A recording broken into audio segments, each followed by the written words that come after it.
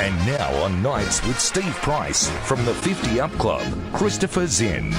We're going to talk telecommunications tonight, Christopher. Good evening to you. Well, look, that's how we're speaking and how we're in touch at the moment, and there hasn't been another Telstra outage, or I might not be able to speak to you through the mobile now, but they've certainly been coming thick and fast, and very much to the expense of that carrier. Well, I'm on Telstra. Are you? Yes, yeah, I'm on Telstra too. I'm normally pretty happy with their coverage, but they've had some massive outages right around the country that affected everybody. But they also seem to be having a lot of localised difficulty with their internet coverage. Businesses losing their access to the net, which in today's communications is a disaster, and Telstra doesn't really seem to be able to explain it.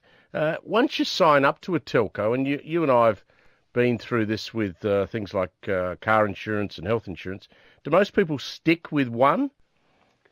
I think that with insurance, people move more. With telecommunications, particularly mobile telephony with the number portability, that has made people move. But older people, particularly with broadband and, having fixed line phones as well, while I haven't been able to find figures, I think it's a very good bet that most older people, or more older people, have stuck with Telstra through thick and thin. One, because it's something that there's a devil that they do know as opposed to not, and they might not know the other brands. And that's the problem when Telstra has a lot of technical problems. As you've said, I mean, there's an ongoing level of them, but Telstra has a communications problem. It's actually telling consumers what's gone wrong and then trying to communicate what sort of restitution or remedy they're prepared to make. That's where they seem to trip over themselves over and over again.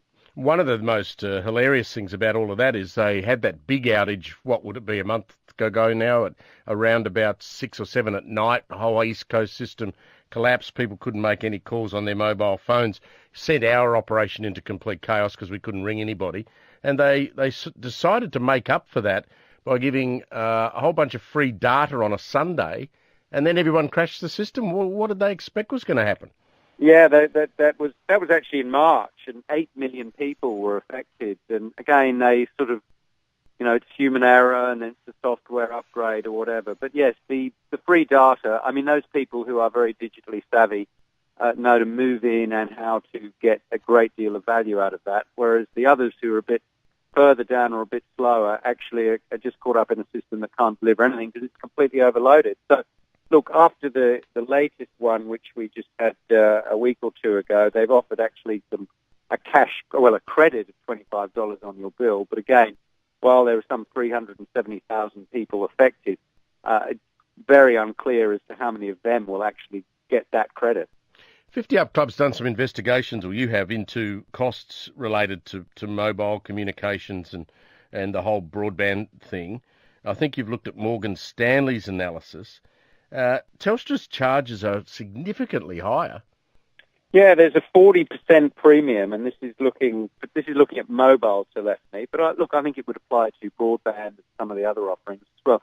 You do pay extra for Telstra, and one of the reasons for that, they say, is because they have the most, the best network, and it's the most widespread. But it might be the most widespread, but certainly it's been showing some holes in it. And again, the problem is that the latest issue was about an upgrade they did to a domain name server. That crashed, that reset modems. They actually found it very hard to explain what was happening. So, surely technological sophistication is one thing, but when it's not actually working for reasons people who own it don't know, that would have to be a concern. If you are running a small business, as I mentioned at the beginning of this chat, and you lost your ability to log onto the internet, to process payments, to keep customers in touch with your product, is there somewhere you can go to complain if it goes down and you haven't got it for a while? Yeah, I mean, your first complaint should be to the carrier concerned. I have to say that, getting on to people who can talk to you, and compensation is not a word that they like to use, but first of all, you've got to register a complaint with them and let them come back. It's impossible to talk to a human, Christopher. It's very difficult, and you can hang on for a long time, and certainly when there's a big outage, it can be incredibly frustrating. And it's not just a big outage. As you said, there's all the time there's things happening locally. I've had 2 or 3 of them this year with Telstra broadband go down. It's impossible to get on anyone who can give you any sense of when it might come back or what the problem was or what you could actually do about it. And look, I've been given, I complained a lot, I did get given a little, mobile broadband douvlaki to stick in the computer. So that was some sort of remedy, but really it was essentially very frustrating. So you can go to the telecommunications industry ombudsman. Yeah, but who would bother doing that? Well, actually, they have while some hundreds of thousands of complaints, have actually gone down slightly. But people do, I think, out of the desperation that nothing else can actually happen. There is a sort of a service obligation that the telecommunications companies have. They've got a customer guarantee in terms of if it goes down, how long they have to fix it, and then what sort of restitution they make if they don't. But again, I've not heard of people walking away with settlements that they're particularly happy with because, as you said, the inconvenience, and particularly for business, the loss of income can be very significant, and you're not going to get that through what might just be some contractual arrangement with them unless you're prepared to take it much further. Always a pleasure to catch up, mate. Thank you. I'll talk to you next week. Thanks a lot, Steve. Christopher Bye. Zinn.